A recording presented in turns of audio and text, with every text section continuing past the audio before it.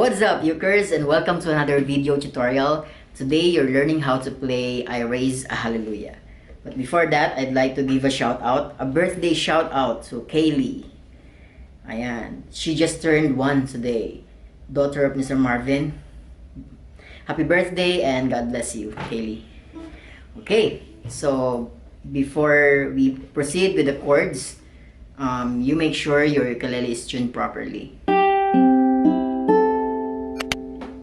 G, C, E, and A. And for this song, we're going to use the following chords na nakikita ninyo sa screen ninyo. Okay? We have G, C, E minor, and D. Easy, right? This song, I put it in key of G so that men and women can sing it comfortably. If you know the chords already, we're going to proceed with the song. And if you don't, please learn the chords one by one. Okay, so sa G, ito lang siya. It looks like this. C, only one. Okay, E minor, it's like a ladder. Your ladder chord. And D looks like this. It sounds like this. Alright, you can do like this or like this. Okay, regardless. Basta ganun yung tunog. Shall we start? Let's zoom in.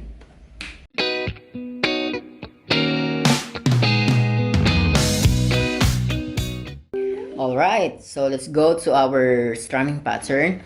The strumming pattern I suggest for this song is down, up, down, up, down. Again, down, up, down, up, down. And that's 1. Okay, what I mean by 1 is 4 beats or 4 counts. Down, up, down, up, down. Or 1, 2, 3, 4. Okay, so kasi this song, there are two 4s each chord. So for example, down, up, down, up, down. And then one more, down, up, down, up, down. Then go to the next chord, C. Down, up, down, up, down. One more, down, up, down, up, down. Next chord, down, up, down, up, down. One more, down, up, down, up, down. And then next chord, down, up, down, up, down. Do the same thing, up, down, up, down. So that applies to the verse and the intro. Okay? So for example, we will do the intro. You can play with me. Grab your ukulele and let's jam along. Intro.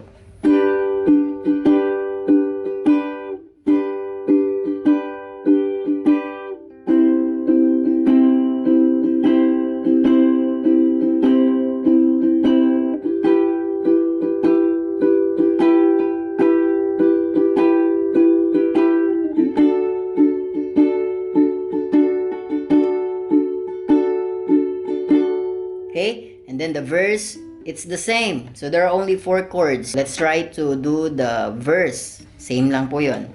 Okay? So, after the intro, I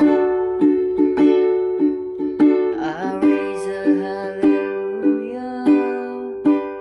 Ganyan lang.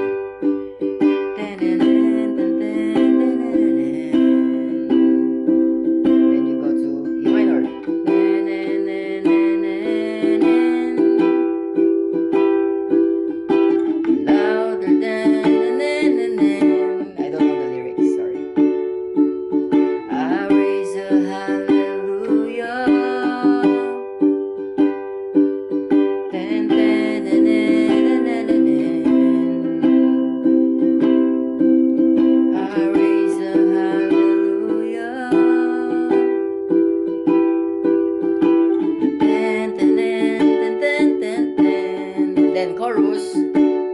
There are only 4 chords. For your chorus, you have C, G, E minor, and B.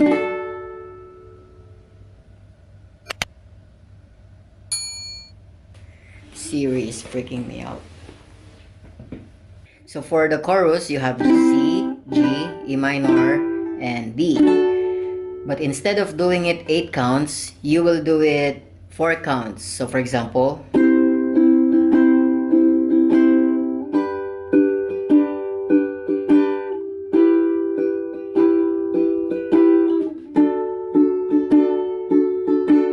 unlike the verse, we're doing it 8 counts per chord, right? But this one, only 4 counts. So, one set lang ng down, up, down, up, down. So, coming from D, coming from verse, ganito. And I'm gonna sing in the middle of the storm.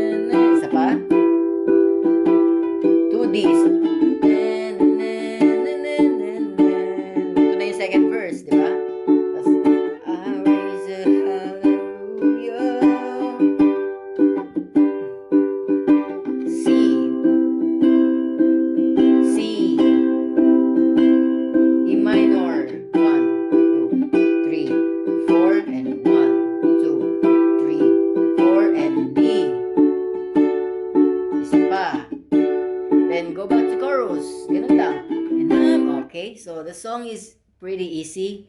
You can, you can just practice it. When it comes to yung parang bridge, ganyan, bridge yata tawag doon.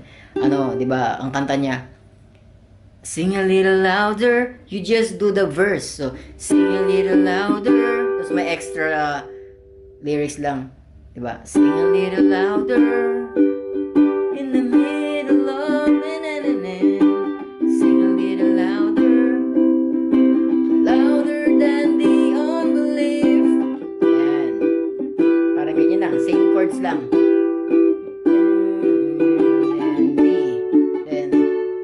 Repeat it or go back to chorus. And I'm gonna sing, diba? Middle of the storm, E minor, E minor, and D, up from the sea, G, G, G, G, E minor, D, D, D, D. That's it na. Yun lang. So that's it. There you go. That's the song called I Raise a Hallelujah. I do ukulele tutorials and other tutorials sa guitar, but the focus of my channel is only Christian songs. And I'm using many types of small instruments. Thus, the name of the channel is Tiny Music. Alright, my name is Eric and I hope to see you again. Bye-bye, ukers!